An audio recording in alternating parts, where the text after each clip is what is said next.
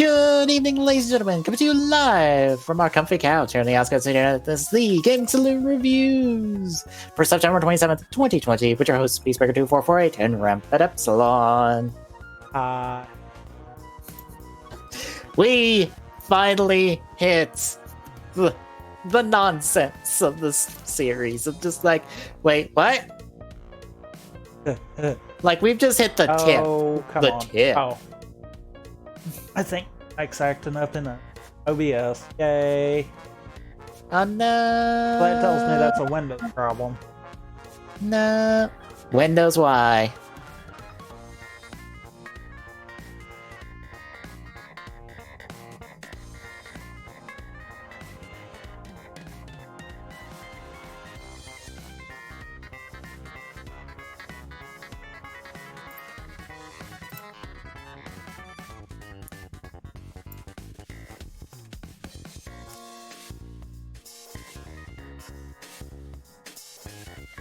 Except it's not?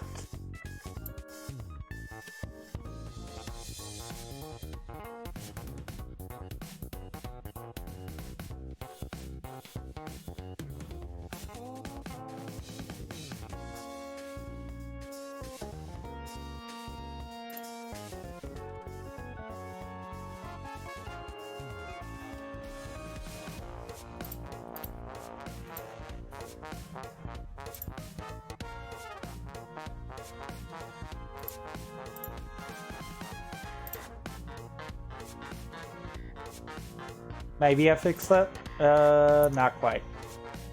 No. Windows Y. I really don't want to keep monkeying with this.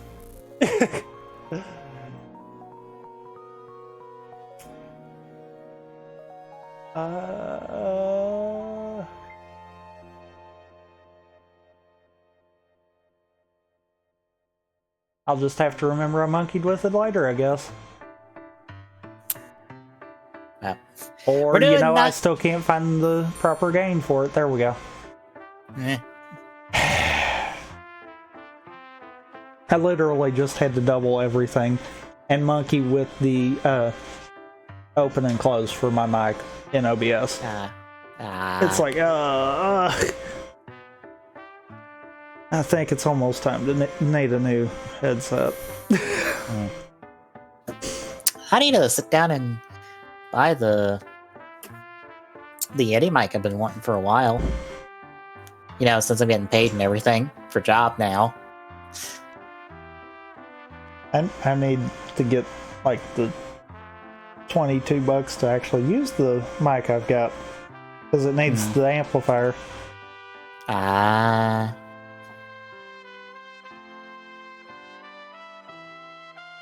Well, we're covering 9 through 12 today, folks, of Build Fighters, and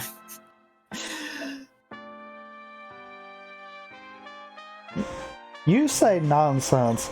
I say saying Reggie's Gundam is not nonsense. It makes sense. I know it does. I'm just like, the mechanics of how this works is just like, wait, how did you make this? Granted, I look at every other thing that's to come later, even into like Build Fighters Try, and I'm just like, how work? How do? Like, it doesn't matter. None of my questions matter about this. How do work? Yeah. Every bit of that does not matter and does not work.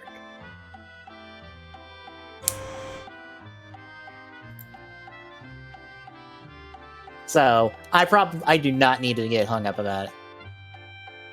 I mean, I look at that and I'm like, we've seen bigger BS than this. Yeah. Incredibly so. It's one of those, I'm fine, this makes sense. They're not just magically getting energy from the moon to shoot at people. Yeah. I mean, what they're doing is taking the enemy's weapon and using it against them effectively, so sure. As long as it's a specific kind of weapon. If it's not, we're fucked. Fair. But yeah, how best to split up these episodes to talk about them? Because, like, technically, it's like, here's a buffer episode that's a China-focused episode, surprisingly enough. And then we're just rolling. Yeah, then we're just straight up just rolling into the World Tournament and just being like, all right, we're just going to keep doing this. And by the way, that's just how the rest of the show is. The rest of the show is the World Tournament for the rest of the series. I mean, makes sense. We have a lot of plot to go through, and it feels like. And it's all gonna be in this. Yep. Like, the first 9 episodes of the series have all been building to this, and this is the rest of the 25 episodes. So for a solid, 15 episodes, it's all World Tournament.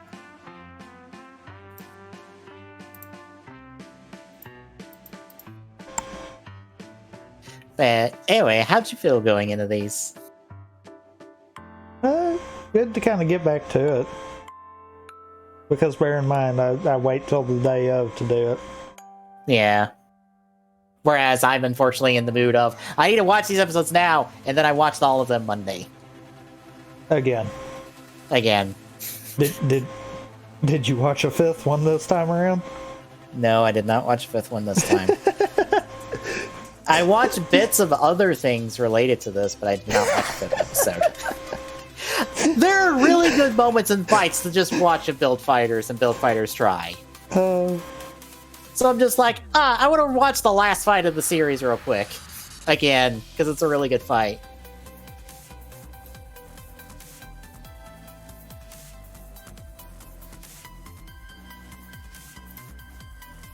And also, like, a special related to this that we won't be covering because it's only like 40 minutes and there's nothing to pair with it.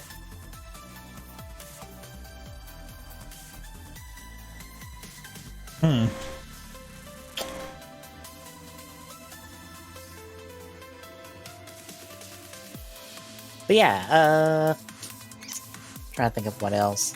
There's a thing to talk about later, and we'll get to there. Unfortunately, there's a part of it I don't remember, so I can't super hard talk about it yet, because I don't know when it properly gets introduced. And it's hilarious, because I'm like, oh, okay. Anyway, anything else before we hit the recaps? Nope. Alright, we kick off with episode 9, Wing of Imagination. Actually, did I drop the S on that one?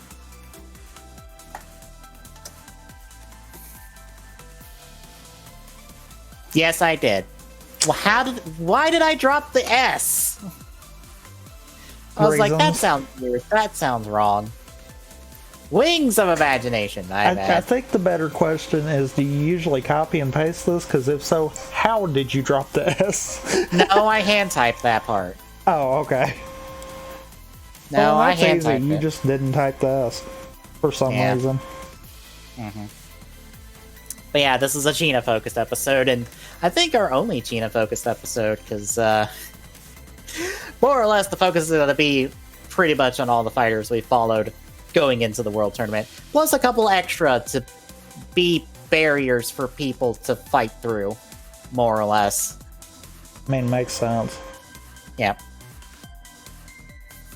I mean, they purposely have made the tournament to the point where it is humongous and needing to take the remainder of the series anyhow, so... And takes up to about 2 weeks to get through in real time of the series. Yeah.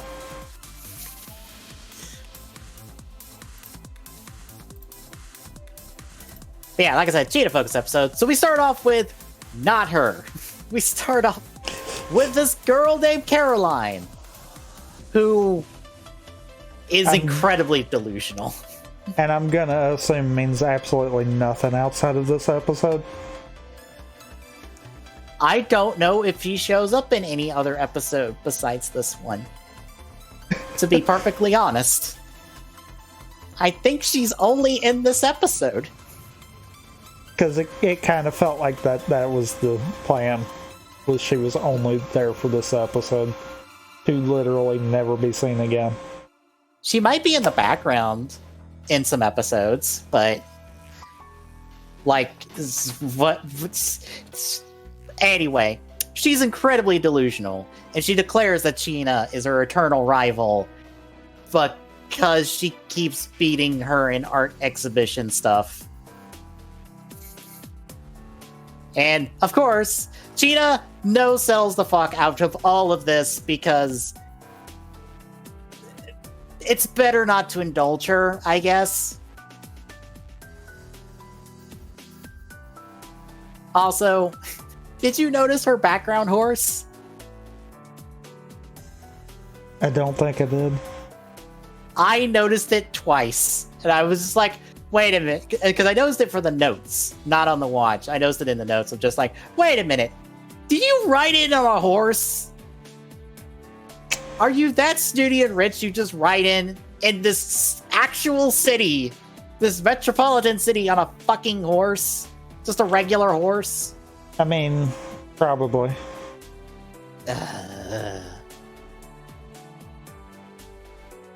Anyway, the two are at a local art exhibition to see the results from some contest they were in.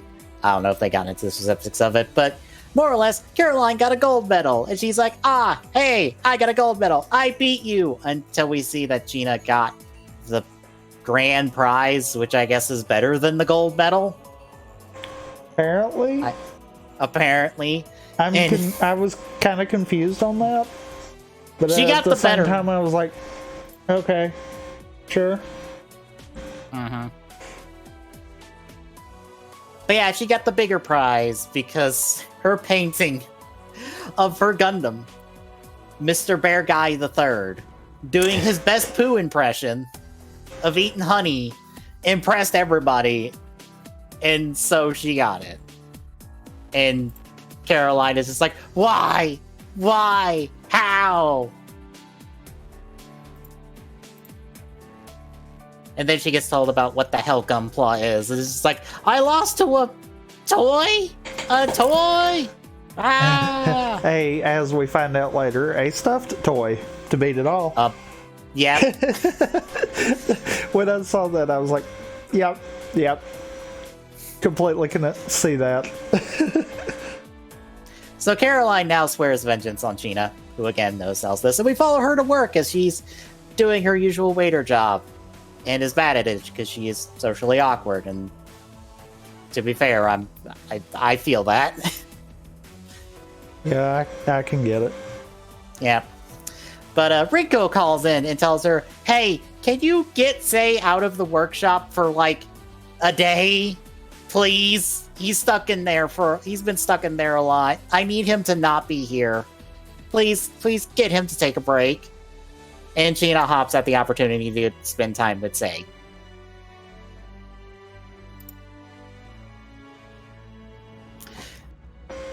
So she drops by with lunch.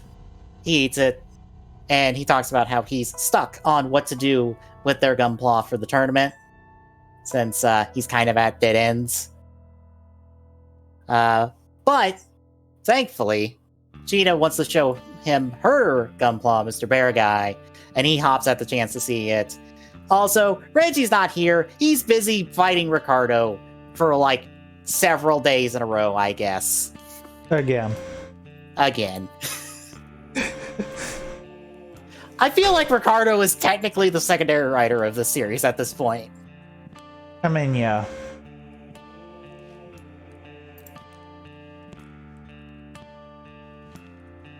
But they head to a park. He sees Mr. Bear Guy, who's this yellow bear Gundam with a big old ribbon on its back. But they don't get into too many specifics since Sei notices something about it when Caroline shows up on top of a slide to be all fucking dramatic and bullshit. And declaring, fucking fight me. Just fight me. Fight me in this all-girl tournament. So I can beat you. Once.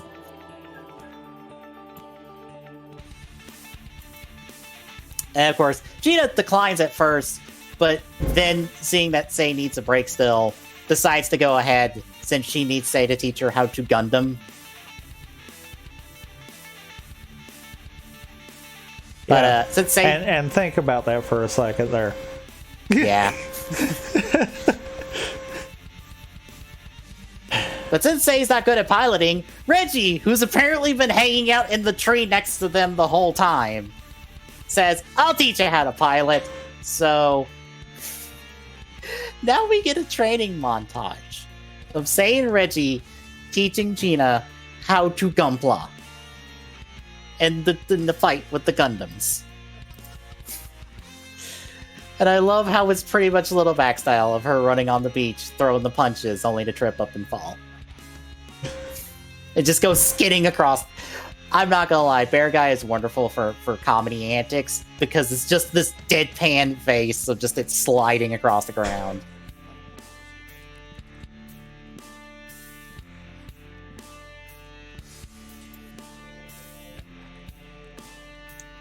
But meanwhile, Niels Nielsen, one of our main fighters we're following into the tournament, and won the North American qualifier to get into the World Tournament, and is getting sponsored by Caroline's dad, is going to get dragged into this bullshit because she needs a Gundam built, and she's like, you, build me Gundam, now! And he gets dragged off to do so. Poor Niels. Just gets dragged into this bullshit for no reason. And is it just me, or does it feel like this entire scene was kind of shoehorned in just to make it work? Probably.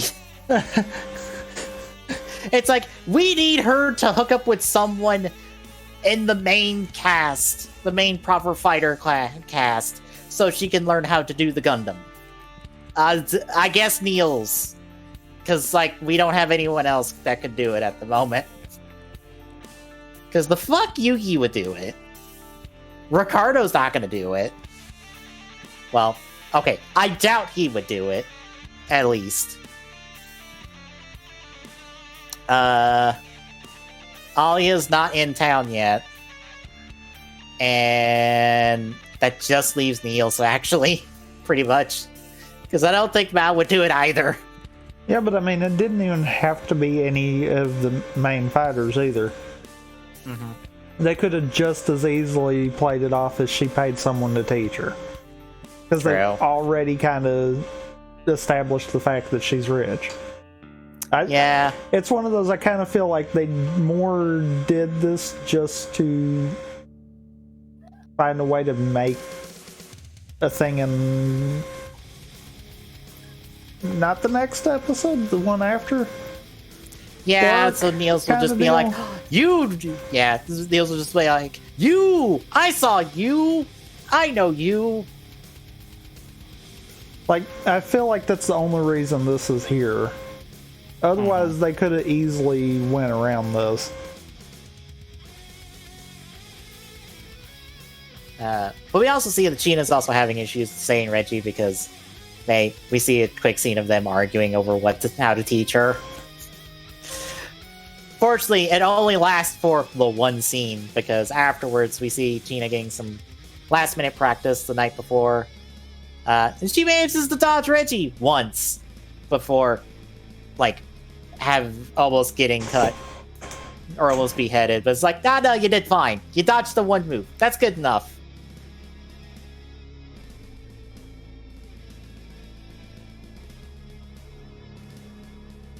So yes, that night, all Gundam fights are over in one move. To be fair, all of Gina's fights are over in one move, more or less. What the heck just happened there, Discord? Discord, what did you do? It didn't break. It just, completely jumbled your audio up for me. Oh, wonderful. I was saying, Gina's all in one move. I mean, true.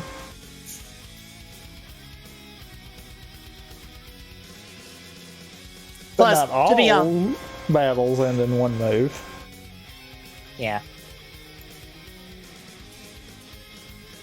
Also,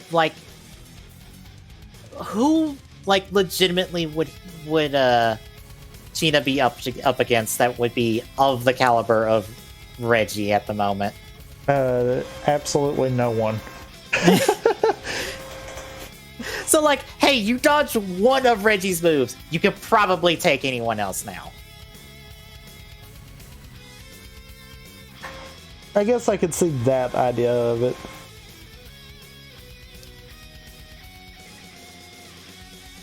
But anywho, Say walks her back home that night. And he's happy that, hey, went back to basics for all of this. I feel better. I feel like I'm making progress. And he swiftly soon realizes, wait a minute, that was the whole point of this! Before Cheetah just deflects and runs off. I like that the two are getting their relationship built over the course of the series. Yeah. Much like we'll get to with another pair. Yeah. Yeah. And now you see why I said Reggie is denser. Except for I feel like he's not at the same time. Because I feel like that is a mutually dense relationship going on there. Yes, it is. To be honest. They are incredibly both big dumbass energy. The whole time, every one of their interactions, because we will get to that, I was sitting there thinking, okay, this is almost like we've got a mirror in front of each of them. Yeah. Yep. They are drift compatible in the sense they are the same person. Yeah.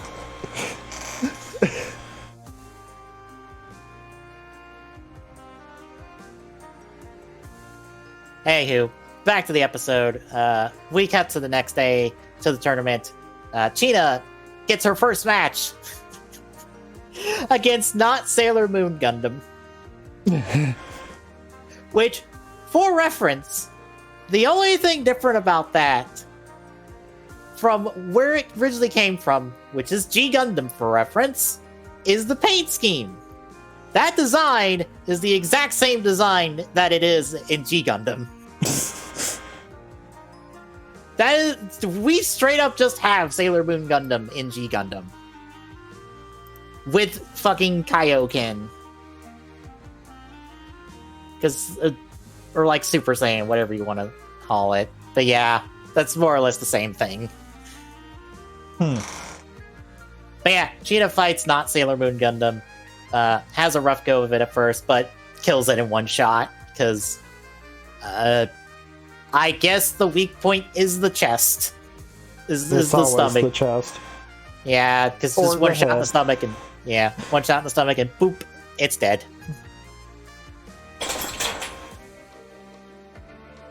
We see Say and Reggie are late because Reggie.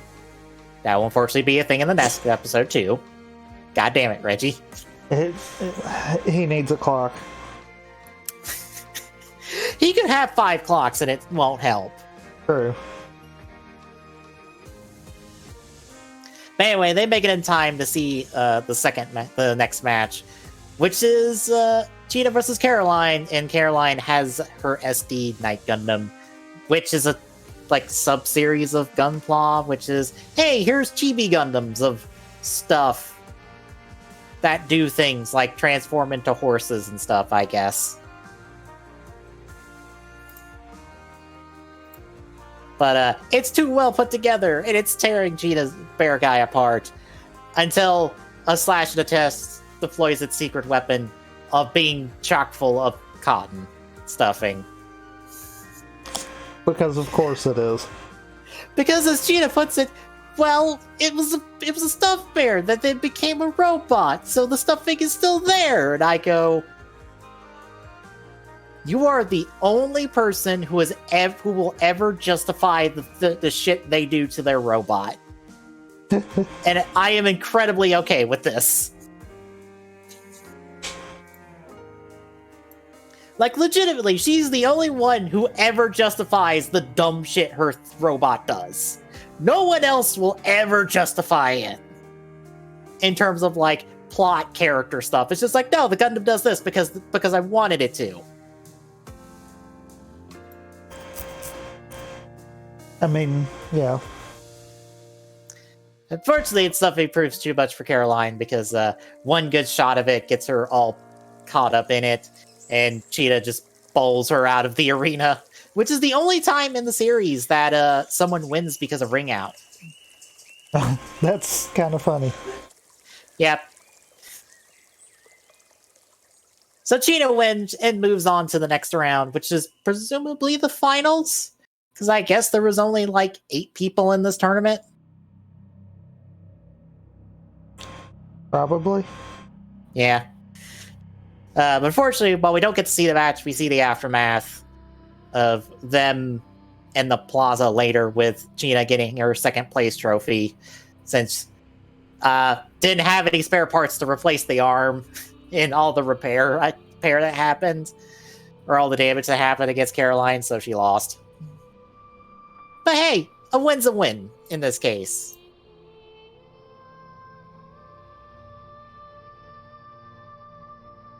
But this causes Say to more or less go, right, I can just make up bullshit. I don't have to stay in the box of Gundam. I can just do whatever I want. I'm gonna go do whatever I want.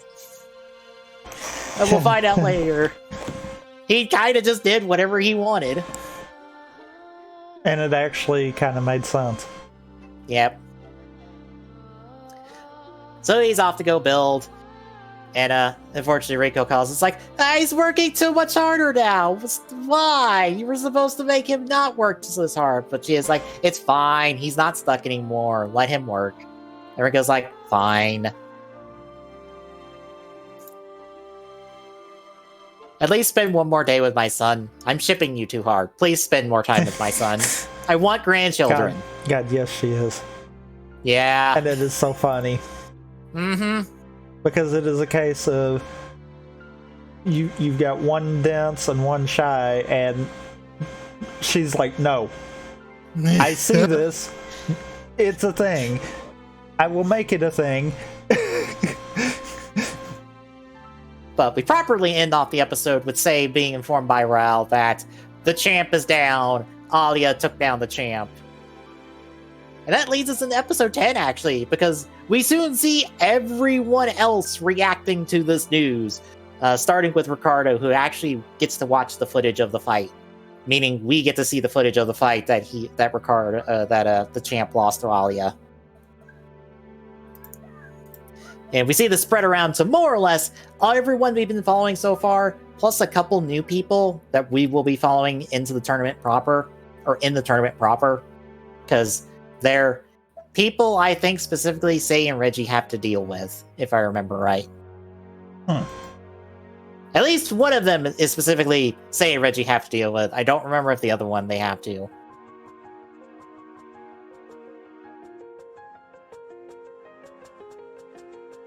But yeah, everyone's like, oh shit, this person took out the champ. She's immediately on everyone's radar of like, we need to know what she's capable of now. Yeah, and I love that probably a good third of the next episode is just pointing out the fact that everyone is taking notice. Everyone's taking notice of everyone involved. Of just like, what was everyone capable of? We need to size up our competition. Since this tournament is kind of the long game rather than the short game. But back over to the shop, Reggie and Say are testing out. I'm just gonna say it, Star Build Strike. I'll just say its name and not leave it for the end of the episode. Yeah. But yeah, they're testing out Star Build Strike, and Reggie comes stumbling out of the room, just like, holy shit, it's awesome. And Say is also passed out on the wall. And I'm like, Reggie, how hard did you go when testing it? I mean, apparently all the way. Yeah. Of course, to be fair, he doesn't halfway do anything. No, he doesn't. But after the two recover, we get a nice exposition dump from Kieran on the TV explaining the tournament and the rules. So more or less, she says more than 80 fighters. It's technically 90 fighters, as we find out later thanks to the second round. There are 90 fighters, they will be competing in 8 rounds pre-tournament to more or less decide their seed for the tournament. If you win one of the rounds, depending on what the round is, you get some amount of points. I think for now it's 4 points, more or less. I think it changes later. Makes sense. But gathering your points through the 8 round places you in a seed, and the top 16 of the seeds move on to the proper tournament. And I don't know if they get seeded based on that seeding. I'm not going to bother to try to keep track of anyone's points, because I don't know if we can keep track of anyone's points in terms of the people we properly follow to even figure out where they rank among each other, let alone everyone else in general. That's more work than I'm willing to put in. Okay, the easiest way you probably could figure that out is just to take Say and Reggie's points, since I assume we're going to see all of theirs. Yes. Like, that would be the only thing I could think. Because, yeah, I kind of have to agree. I am kind of doubtful that we would see everyone to know a definitive. But maybe going off of theirs would probably be like, yeah, it's probably this way. Yeah. Yeah, because, the 16... case in point, we're already at a problem by the end of the 4 episodes we're covering, because, you know, we don't exactly know who got points for that big, massive round. Yeah. I believe it was everyone who was left standing, and I assume everyone we follow was left standing, because no one we normally saw got blown up. At least from what we saw. So that's one of those, you could do that, but at the same time, we don't know. So yeah, that's a guess and a half there. Yeah. But yeah, top 16 move on to a single knockout tournament. And to throw an extra curveball, only 3 of the 8 rounds are known ahead of time. I had it wrote down here. The 1st, the 6th, and the 8th round are known, where the first round is going to be a fatal 4-way between 4. Yay, Discord.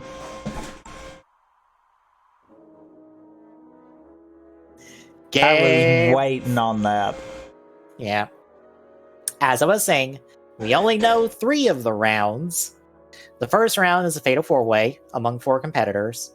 The 6th round will be a 3v3 match between, I guess, 2 teams of 3 2 teams of 3 competitors. And the last round of the 8 is a 1v1 matchup. So, as you can see from how this is laid out, we don't have to pit Say and Reggie against everyone we know for all of their matches. We can mix and match people, and we don't have to have them be eliminated immediately. Which is nice. Yeah. And it kind of sets the end up a lot better. Yeah. We can have some variety in our matchups before the tournament.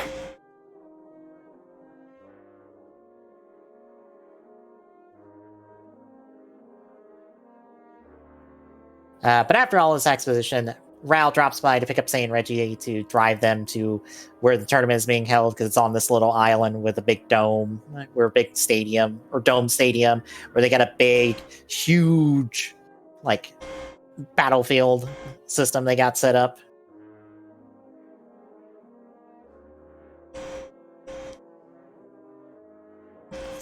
But Gina drops by before Say and Reggie leave, gives the 2 of them charms, and I love how Reggie is just like, I assume mine was made second, right? I assume you didn't make mine first. You made Say's first, and maybe you remembered me and figured you'd give me one. Especially because she's concerned about Say the entire time and not Reggie, even though Reggie is the one driving. Yeah.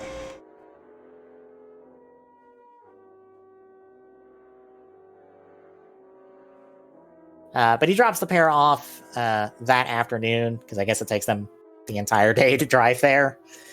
And he offers advice by stating, after 10 days, 70% of fighters will be gone. Which, for reference, that is about 63 people. 1 second. I take it as you're doing math.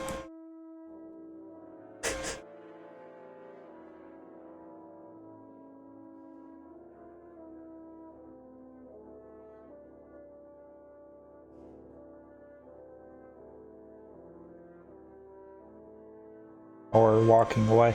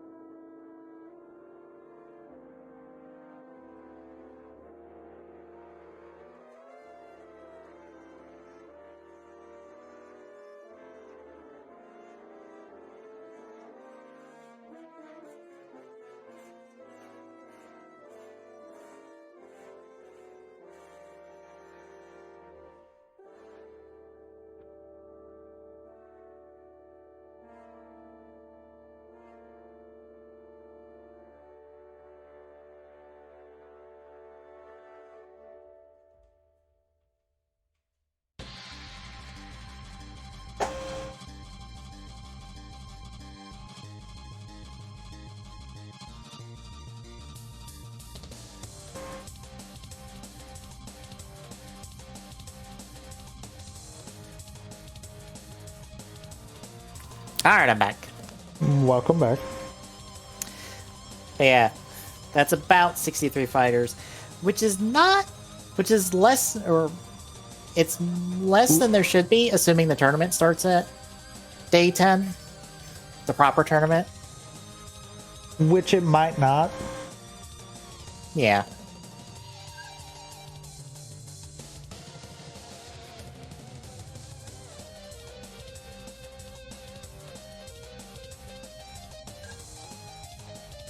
So yeah, the two of them get to their room, and Sei is trying to prepare to go to the reception for the tournament, and Reggie immediately blows it off because I don't want to go to formal events. Bye.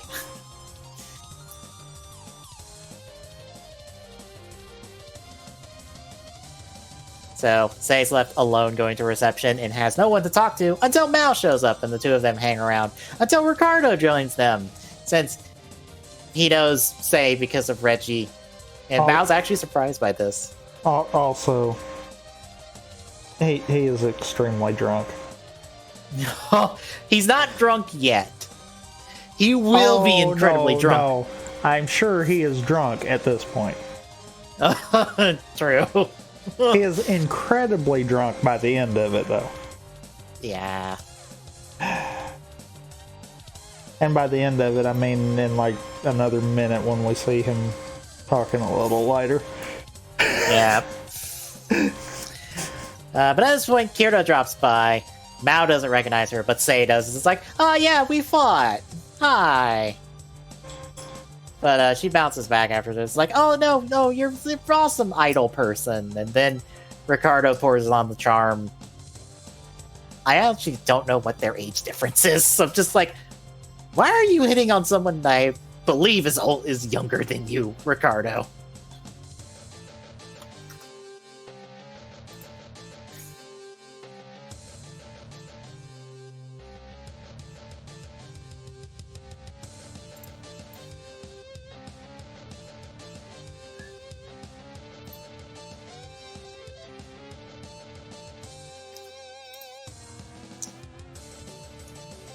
Okay, apparently Kira does not have an age listed on her information. Probably for the best. But Ricardo does. He's 24. Okay, that's younger than I thought he was. Yeah.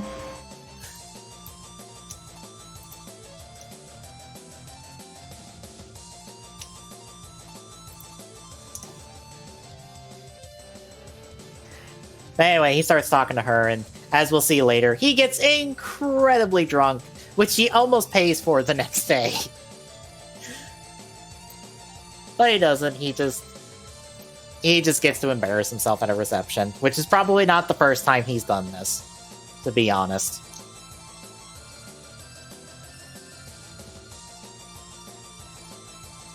But we check in with Reggie now, who's at the local mall looking for food from a list of food that Rao gave him of, here's some tasty stuff to try. Go eat food. And he's like, cool.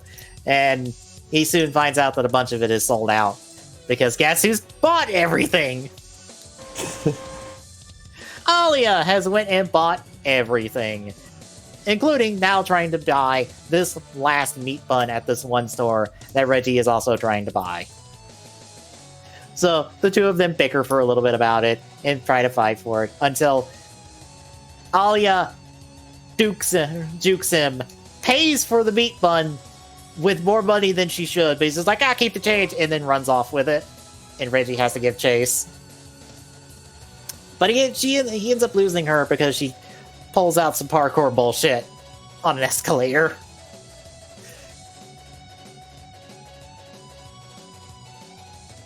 Ducks and ends up at a waterfront somewhere, where she tries to eat it, only for Reggie to show up, and the two of them fight over it some more, until they accidentally dunk it in the water. Oops.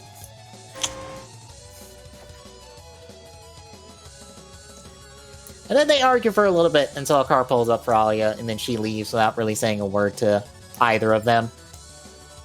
Or word to him. I also love how he doesn't realize that she's in the tournament. Yeah. Like, are you not asking the question of why is this person here in the same location you are?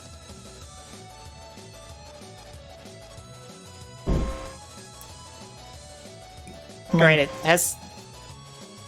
you were expecting him to actually ask the right questions? No, but I'm just like, Reggie, come on, rub your two brain cells together and think for a second, please. I know it's hard. I mean, that's too much like work. Yeah.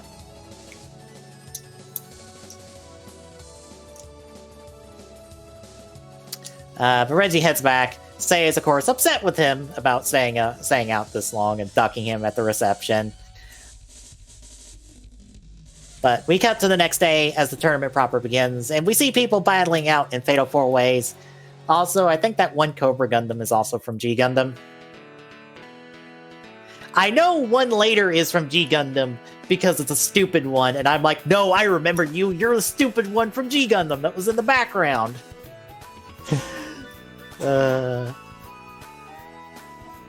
It's the windmill one. G Gundam's wonderful.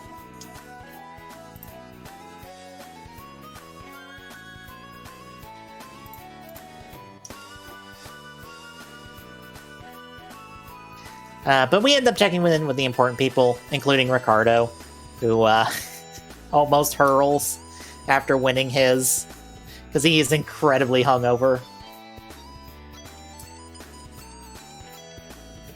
So this, I've got to say, kind of serves you right. Yep.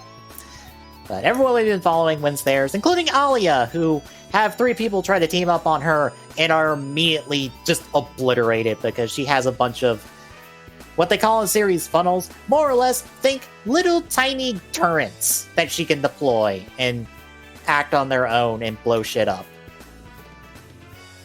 And she has like thousands of them that are really tiny, but also can just destroy you. Think if she had like a bag of hornets, she just drops on people.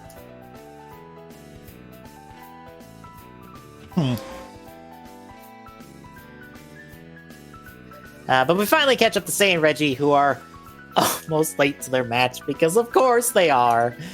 God damn it, Reggie. But they make it in time, so Starbuild Strike gets to make its debut, and it absolutely demolishes its opponents.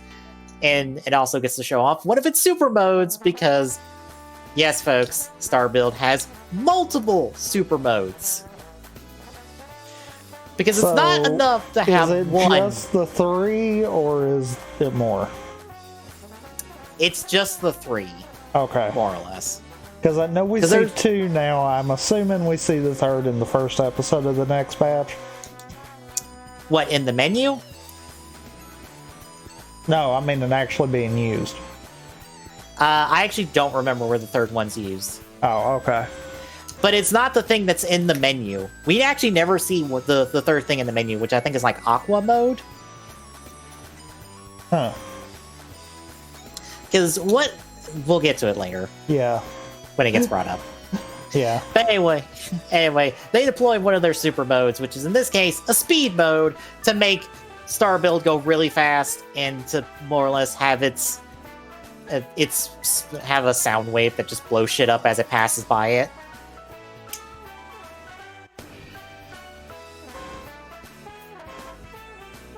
And also we see it has a shield that absorbs beam attacks, which charges all of their super modes. So, yay!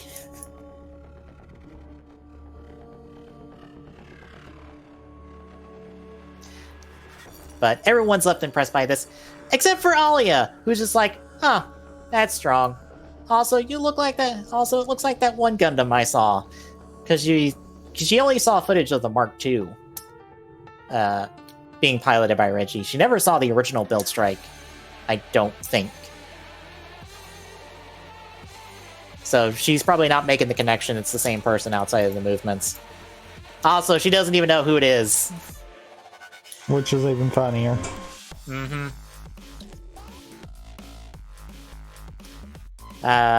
But we end off with Reggie receiving some congratulations from Ricardo and Mal, as we see the final round 1 match with the PPSE special team being led by who they dub Maging, the Maging, and it's Yuki. So Reggie for the first time see Yuki in his drama sunglasses. Because I'm just gonna call him his drama sunglasses, because he loves being dramatic while he's wearing this stupid outfit. Because by the way, Sei and Reggie don't show up again for Build Fighters Try. Like, Sei is silhouetted sometimes as he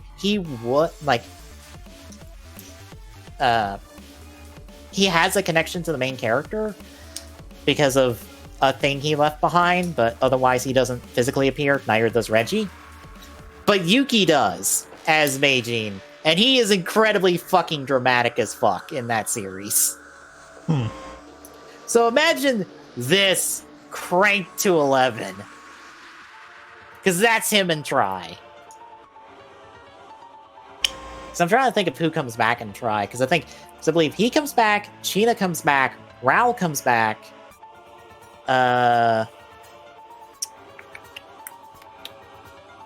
Alan, Yuki's buddy, comes back, and he's actually super coaching a team in that series. Niels comes back. I think that's it. I don't think anyone else comes back and Try. But there's a decent time jump between the original series and Try. I think it's a 7-year time jump. Because of the end of the series, it's just 7 years have passed. Well done. But yeah, and also I love how everyone's I don't know who this person is, and it's just this is fucking Yuki wearing sunglasses. How the fuck do you not know this is fucking Yuki? Why is this in question? How is this in question? But anyway, that's the episode. So what'd you think of these first 2? To be fair, I kind of feel like it's funny that even what feels like should be a slower episode kind of wasn't. Mm-hmm. And then we kind of just lead in to everything happening. Yeah, that's pretty much Build Fighters' MO, is pretty much the end, the after the end sequence, that, clip, scene, literally just leads into the next episode, and then you just go forward from there. There's less multi-part, less two-parters, and more just, here's a continuous sequence of events that are only broken up by you having to wait a week to watch it, or however long it takes you to load up the next episode. Which, to be fair, is, something that at times I feel like Ryder could learn from. Yeah.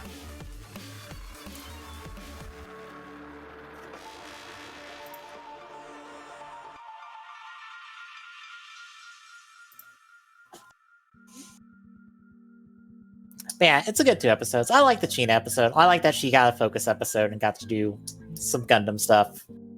And the start of the World Tournament at least sets the stage for everything. And gives Starbuild a really nice first fight, since Sei and Reggie have had very few full fights in the first batch of episodes.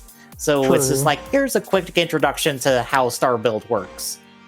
Somewhat, before we get to see, like, pretty much a 2-parter that tests Starbuild, more or less. But anything else? Nope. Alright then, we hit the second half of our episodes with episode 11, Battle Royal. We catch up with Yuki deploying Kampfer Amazing in the battle, and he dismantles his opponents in quick succession. And I also love that all of his fights are, like, have this South American music track to them to really distinguish him from everyone else.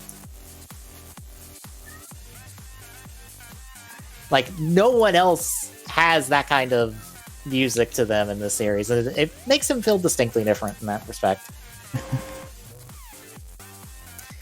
But post-match, Sei and Reggie confront him, wanting to know if he's Yuki or not.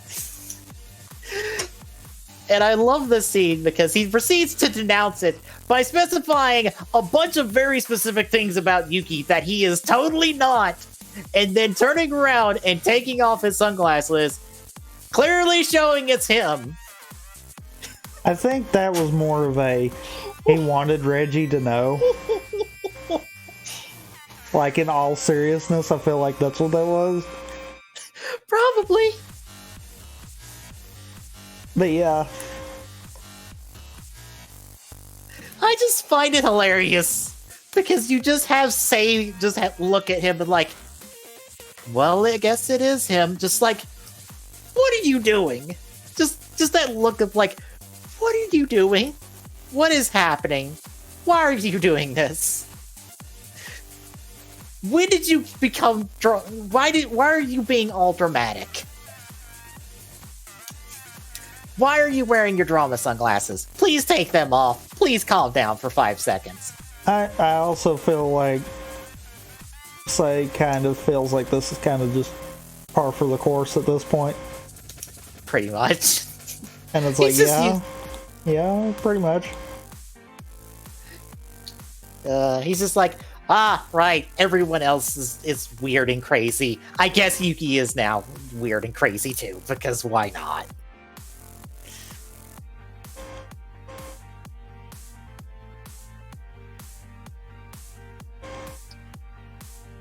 But at this point, after we see that Yuki did this just to be like, hey, I want to show them that I'm here, and I want to fight, and I want to win the tournament, and I will fight them to do so.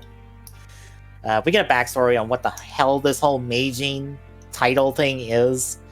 And apparently, like, years ago, there was a legendary builder and fighter, and he got the title of Meijin, and now Yuki is the third person to wield that title. So I guess it's just a thing that they've decided to keep going on. And now Yuki has it, and now he has to uphold the title in the standards of the title. Which, yeah, kind of feels a little odd. Yeah. I believe there's more to the story, but we don't get it until, like, the third to last episode, I think. Because Yuki doesn't explain himself till the third to last episode. Fair. To be fair, it kind of feels like we've got more important things than that and to back burner it for right now. Yeah, it's not like this whole, like, Yuki's whole backstory is important. Although apparently, I didn't know this, but there's apparently a manga to tie into Build Fighters that tells Yuki's entire backstory. Like, from childhood to just, like, before the series.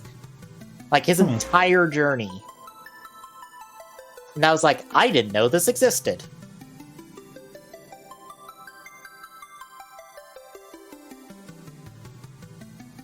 But also at this point, we find out that the CEO of the PPSE is dropping by for the round 2 event. And since they're the special teams for the company, they get told in advance what the fuck's going on, which, one, why, when the Beijing title is supposed to be someone who has standards, why would you tell him? And two, why would it matter? Yeah, I'm kind of lost on that one too. Yes, round 2 is a battle royal. Okay, how's that any different than the Fatal 4-Way outside of there's more people? Congratulations. You've accomplished nothing in telling him it's a battle royal.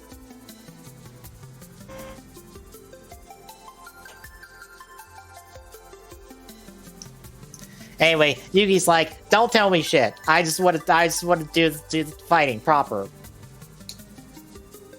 But this leads us to say checking in with China, because China also was like, "Is that fucking Yuki on TV?" And Say's like, "Yes, it's Yuki." And she's like, "Oh, of course it is." At this point, I have to wonder if she's thinking, "Why does everyone we know go crazy?" Why? Oh, yeah. Especially considering she has her own version of Yuki at this point. Yeah. Only far more delusional than Yuki is. Anyway, they talk about stuff. But we catch up with Reggie at this point, who's out roaming and runs into Talia again. And the two of them try to duck her handlers for a little bit, but this leads to Reggie stealing a meat bun off of her and then throwing her some money for it. Apparently too much money, and runs off. And also they have awkward moments that Reggie doesn't realize because mutual tenseness between the two of them. Yeah, that's putting it lightly even. But this takes us to the next day, as all 90 fighters are going to be involved in a big battle royal, with 4 points on the line for the 60 fighters that remain standing.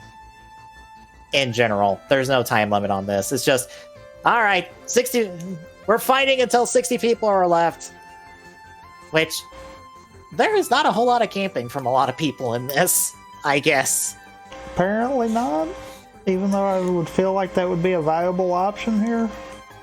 Well, a couple people camp out, but I'm like, there's a lot of people doing fighting in this. Which feels wrong for the battle royales I've played of like, no, there's more people just camping out and stuff. Yeah, I would feel like camping out would be the idea for the bulk of them, and the rest of them are like, screw it, I'm going to take my win. Yep.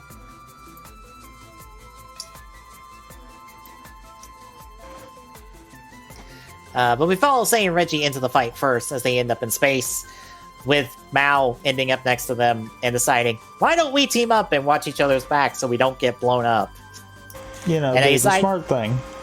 Yes, and they decide, sure, except Thailand's champion, Luang, and his Abby Corbin? I forgot how to pronounce this. His big beetle Gundam show up and proceeds to fight the both of them. And through the fight, he deduces, oh, the shield absorbs lasers. Okay, I'm just gonna fire rockets at you forever until you die. I mean, he's got a good idea there. Yeah. But he causes Say and Reggie to start pummeling to the earth because they get caught in the gravity of the earth, while Mao gets knocked away and loses track of the two of them. And he runs off. He's like, alright, I'm done harassing them. Bye. I love how he just showed up, fought them for 5 seconds, and then left. Yeah. I'm like, you were winning! Why did you leave?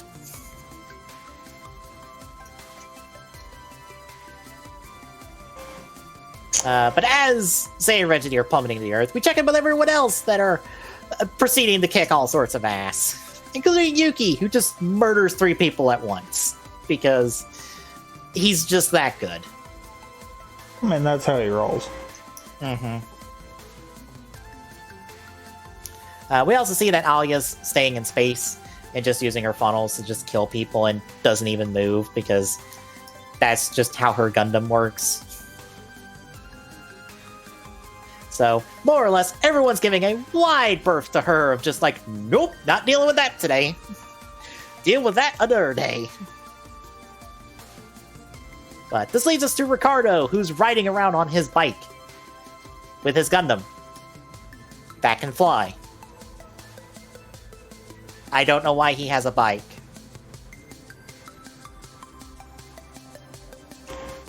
Well, I mean,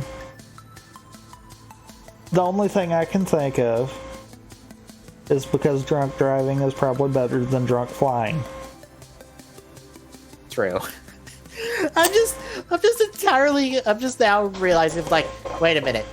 His Gundam can fly. Why is he driving a bike? I mean, it has a big-ass cannon on it, sure, but why is he driving a bike? Yeah. Why can't he combine with bike to make better Gundam?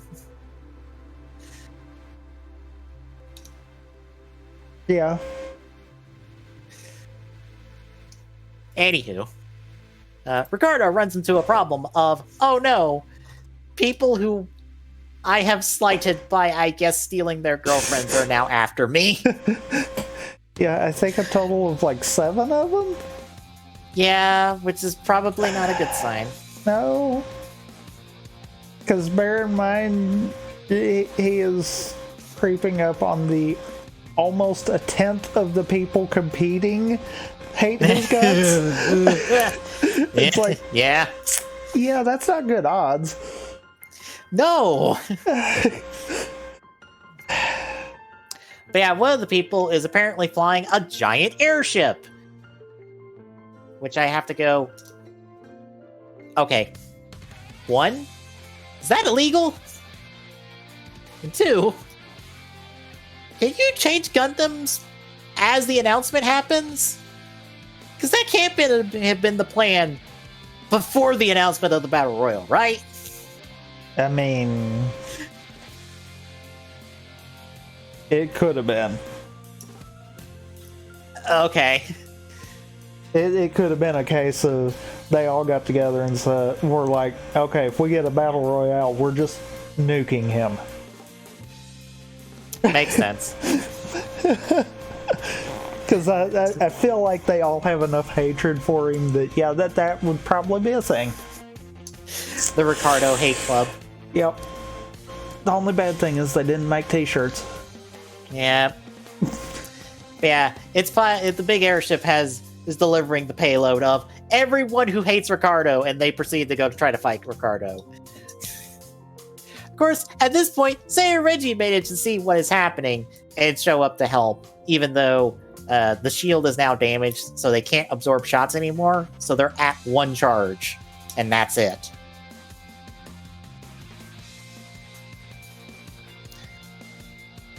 But they try to help him out, but unfortunately they are incredibly outnumbered. And Ricardo gets bound up in this wire stuff that locks him down, while Say and Reggie are stuck dealing with some guy with a Dragon Gundam.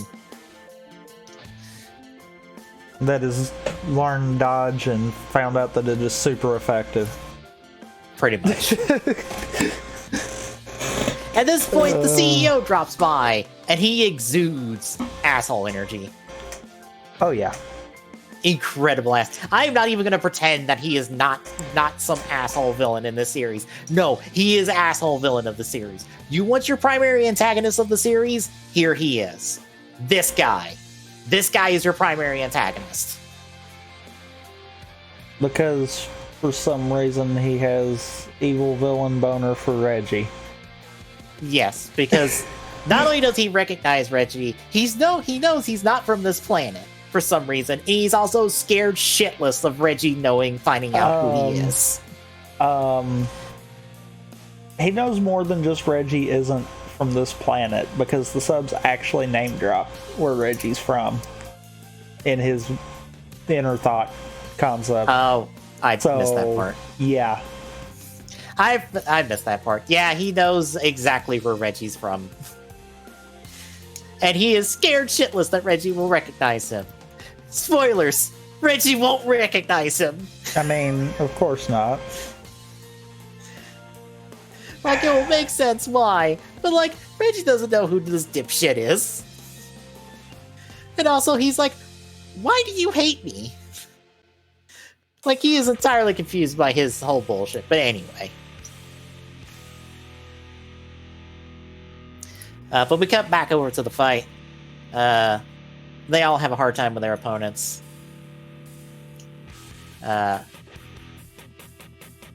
As Ricardo is about to be crushed by the giant airship, because that's what you do with a giant airship that apparently has no guns on it. You just ram shit with it. Yes. Even though it's got missiles that he can drop on him, but... Yes. But Ricardo frees himself enough to grab his gun, shoot the guy that was trying to pin him down, and then tries to shoot the airship, only to find out it has a shield. So he can't blow it up. Except, thankfully, Mal drops by and just shoots a big laser at it and blows it up. But unfortunately, more trouble arrives on their doorstep as a giant Zaku walks onto the battlefield, deployed by CEO Asshole. Because he wants to spice things up. Where that is actually code word for he wants to kill Reggie. Yes. Because, you know, the sight of Reggie made him spill his wine on him. On his crotch, nonetheless. But that takes us to episode 12, Discharge. Raul's actually arriving late. So he is seeing all of this mid-progress as we catch back up with Sei and Reggie as the Zaku arrives. It does gather the attention of everyone in the surrounding area of like, oh shit, giant Gundam. That's not in the script, is it? Even the commentators and stuff, which Kieran is one of the commentators for some reason, along with two random people, are like, that's not in the script, is it? That's not supposed to happen, right? No? Okay. Wait. What do you mean it's a surprise? I guess it's a surprise then. I guess we're just rolling with it and hoping for the best.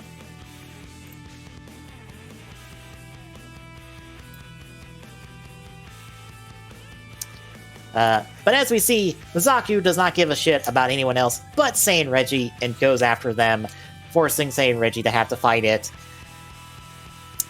Welp. But we do find out what the hell this is, because it's actually a plot point for later. It's an autopilot Gundam that's stored in the battlefield stuff. Because there's practically an entire army of Gundam just stored in the battlefield stuff for use for whatever.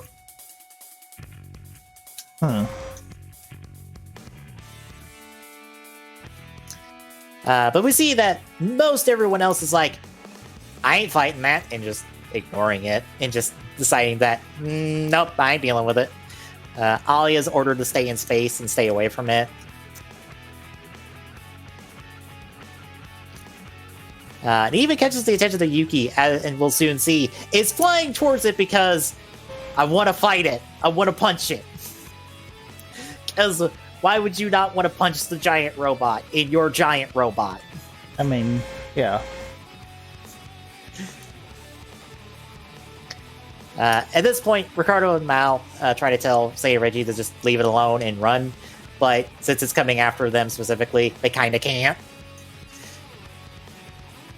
Yeah, I love how at this point they're like, yeah, sure, you can say that all you want to, but that's not stopping it.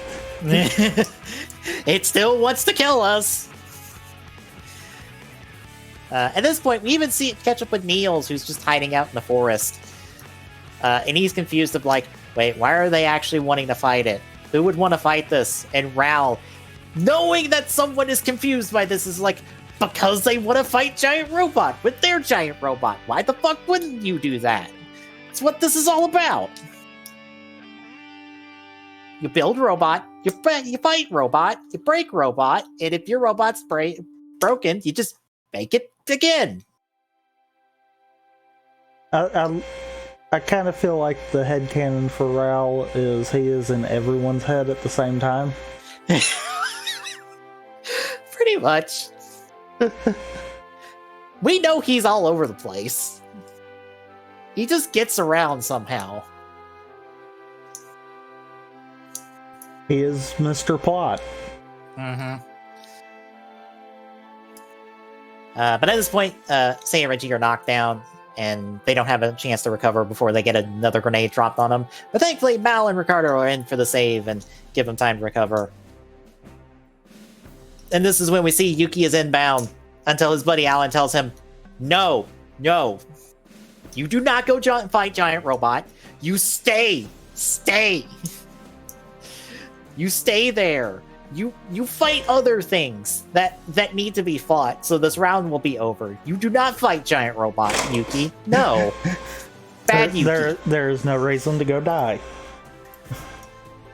Like Yuki would die to this. I mean, fair, but that was kind of the arguing point there, and it's like, yeah, I don't think that's a problem. Counter, do you think I would lose to this? I mean, he would just rage and take it down eventually. He would fucking just decapitate the damn thing and then proceed to just dismantle it with just his fucking heat knife things. Of course, he doesn't have that Gundam, so. No, he has the heat knives with this one. I thought it was with the other one. It was with the other one too, but he also has them in this. Oh. He uses them in the first fight. We see him with. No, this one has all the fancy things that his other one had, just in a black version, and also it can deploy guns out of the things on its back. It has big-ass sniper rifle, I guess.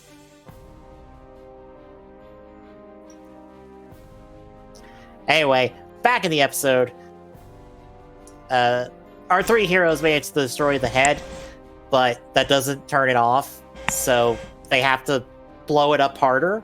So Say and Reggie decide, alright, go mode 2, I guess.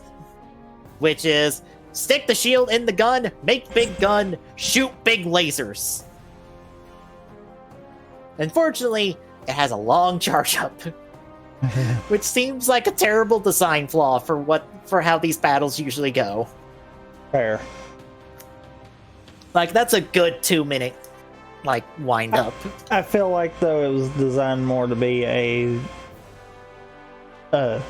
match end move kind of deal. Where they're already kind of weakened and it's just I'm finishing you now. True. But they try to charge up the laser, but Zaku's not going to try to give them the opportunity.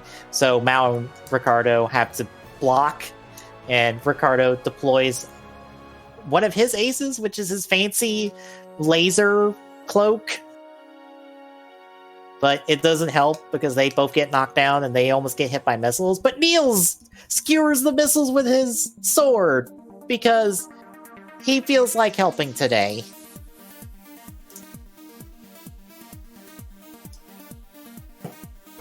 I think his answer later was because he wanted to see what Say and Reggie's Gundam could do.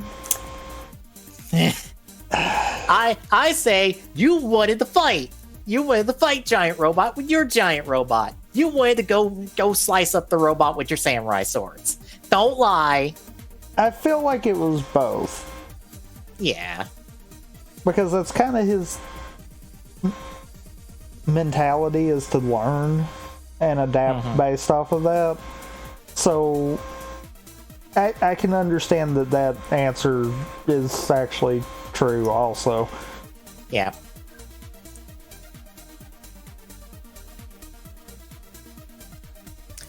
But that only buys them so long as Zaku winds up for another attack. But a laser comes from off screen and hits its ankle, causing it to topple over. And that buys Saiyan Reggie long enough to shoot the big beam, which splits into a ton of other smaller beams that pretty much shred the Zaku and destroy it. And if you think Yuki was the one who shot it, congratulations, you're 5 minutes ahead of the episode. That's why I say, do you really think Yuki would lose to it when him firing a sniper rifle shot that intentionally missed it by enough to only cause it to go off balance?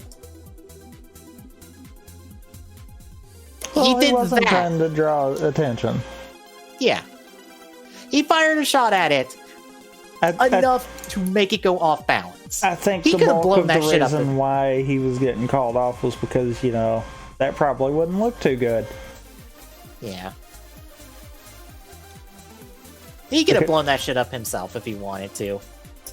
Because, Mr. Bad Guy might not take too kind to his... I'm going to go out on a limb here and assume that Yuki is essentially playing the role of the puppet right now. Yes, more or less. So, Mr. Bad Guy probably wouldn't like his puppet going and protecting his enemy. Yeah. Granted, he doesn't know that. Yeah. He's never going to get told that, actually, until the end of the series. I kind of can understand that.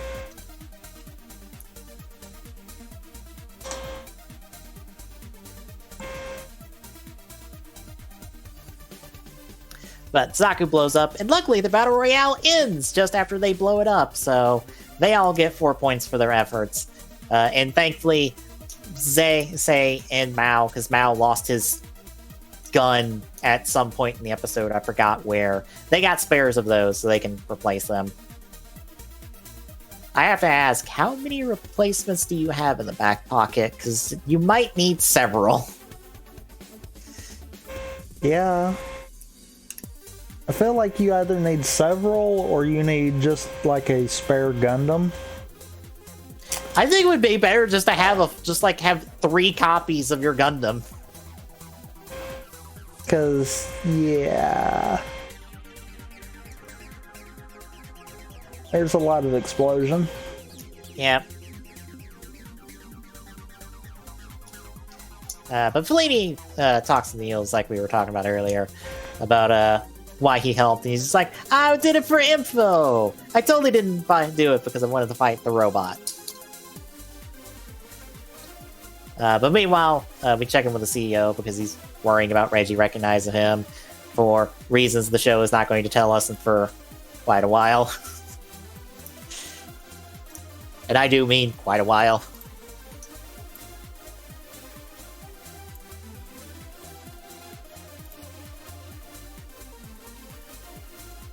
But unfortunately, he has to deal with Yuki real quick, who barges in and is like, don't fuck with the tournament, or I will break your arm. Capiche? Okay, bye. That is the short and long of their conversation of, don't fuck with my shit. And he's just like, fine, don't break my arm. But we follow Yuki to his room, where him and Alan talk. And Alan's like, I know you fired that shot. And Yuki's like, yeah, I did it because I want to fight them at their best. I don't want to fight them when they got busted Gundams. Is that good enough? Good. Leave me alone. I'm tired of being dramatic for a day. Whereas what we actually see is it's more of a case of he's only concerned about getting to fight Reggie again. More. Pretty much. Like, Why would he not want to fight Reggie again? I mean, the only person that has probably gave him a challenge. Yeah, I can understand. Yeah. Speaking of Reggie, we check in with him and Say real quick as Reggie ducks out once more. And Say's like, hey, bring me some snacks back for once since you decide to roam this fucking town. And I love that Reggie thought that Say was going to get mad at him again. Yeah. But at this point, Say drops us the note of, well, we've had to show 2 of our things so far. I wonder how long we can keep the 3rd one in the pocket. Now, just for clarification, if you're watching the show with us, if you paid attention to when they activate the rifle mode and the speed mode, there is a 3rd option on the menu that is Aqua mode. We never see that in series. It's actually unknown what Aqua mode even does. I assume it's because Star Build Strike doesn't get dunked in water, so they have to deal with that. I have to wonder, though, if it was a case of they were gonna do something and then changed their mind, and that was just an after effect from that. Yeah. The 3rd mode he's referring to is actually a 3rd use, is actually a completely different thing. And as it will turn out, is just the main thing that the Star Build Strike Gundam is going to be doing for the rest of the series. The problem is, I don't remember when it debuts. It might debut next episode for all I know. I feel like that's what it was setting up for. Because if we go back to the jet backpack that he made, yeah, it was kind of one of those that we knew that was a thing, and then right after we wound up having to show it off.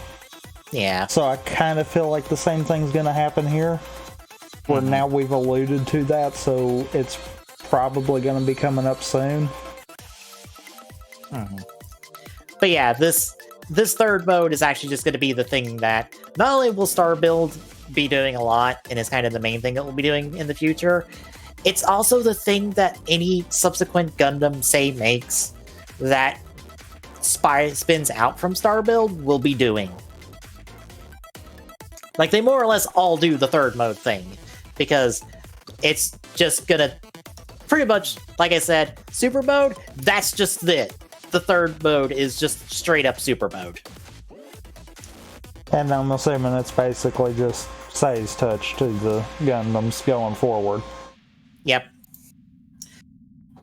All of them more or less have default super mode. Including the one he builds and leaves behind in Tri that ends up being the main character in Tri's Gundam. That is an accidental reference to G Gundam when they weren't intending it to be, but oops, it is, and it just works.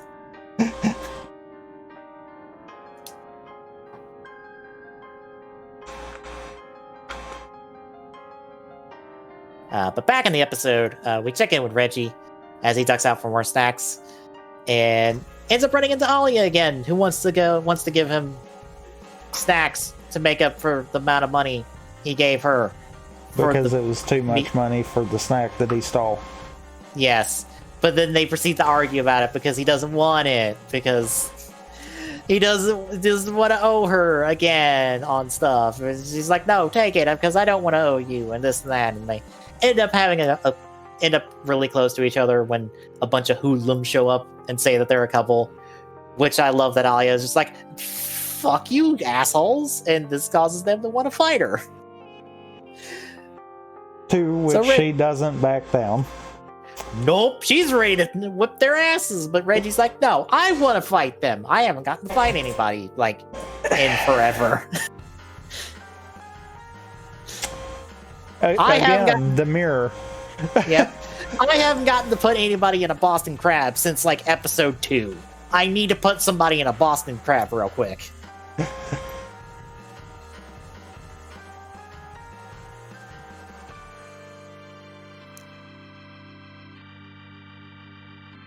But we don't see the results of this fight, because we cut back to the CEO, because he he and his secretary set up Saiyan Reggie to have to fight Thailand's champion in the next round. And unfortunately, we end the episode by seeing that Reggie is hurt post-fight because his wrist is injured. And him and Alia are looking at it. So, not the best place to be fighting with the handicap at the moment. No, but I mean, not the first time Reggie's done something to cause them fighting it in a handicap. True. So, what'd you think of these 2 episodes? Definitely more of the good. Mm-hmm. I feel like we're slowly getting to the point where a lot of the story that's been set up is going to start being a little more prevalent. Yeah. Now we're getting into tournament proper. We're 2 rounds in.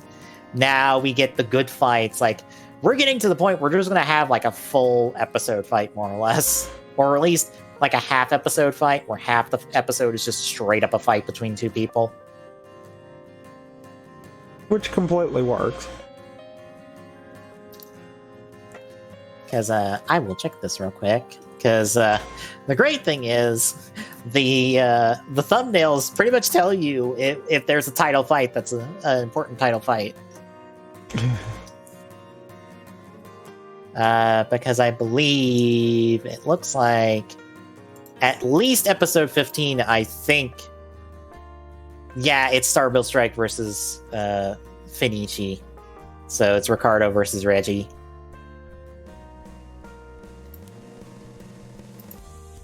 So we're paying off that fight real early. And also, we should be getting a new opening within the next couple episodes. Since we've done the opening and the ending being used as music in the series, we're going to move on to a second opening before we come back and do that again for like the last 2 episodes of the series. Because the wonderful thing that the series does, and I actually also wish Ryder did this, the last fight, like the big climax of the last fight, it pretty much has the theme song blaring as the fight is going on. It's something I wish Ryder did as well. And instead, we've been in the patch of basically reusing it at any point. Yes. For the major fight of the episode. Yeah. And it's like, can we get out of that, please? Yeah, because Gundam didn't do that with the opening. They did do that with Rambu Escalation, which is Kota and Kaito's song from the end of the series for like half of their final fight. Yeah, but what I was more looking at was, Zero One kind of did that a lot. Yeah. I think that trend really started picking up around Drive. Makes sense. And it's just kept going, and it's like, can we not? Can we quit? This doesn't feel right. Stop. Yeah.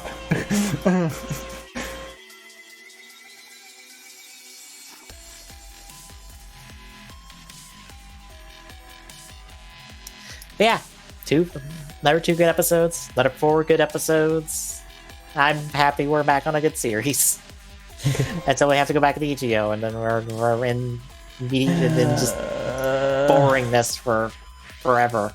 Forever. Mm-hmm.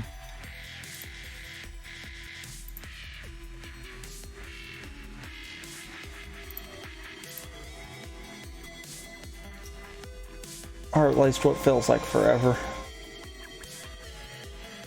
Yeah. Anything else? I can't think of nothing. Alright then. This week, no stream on Wednesday. Thursday. No, there will be a stream Wednesday. No stream from me Wednesday. Wednesday will be the ODST stuff. Yeah. Yeah, no stream from me on Wednesdays. Thursday is when I stream now. Going forward. Until further notice.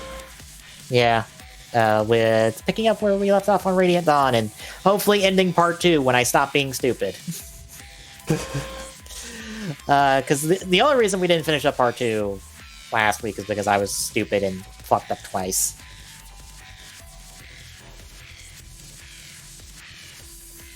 But I'll fix that and then we can move on and get into part 3.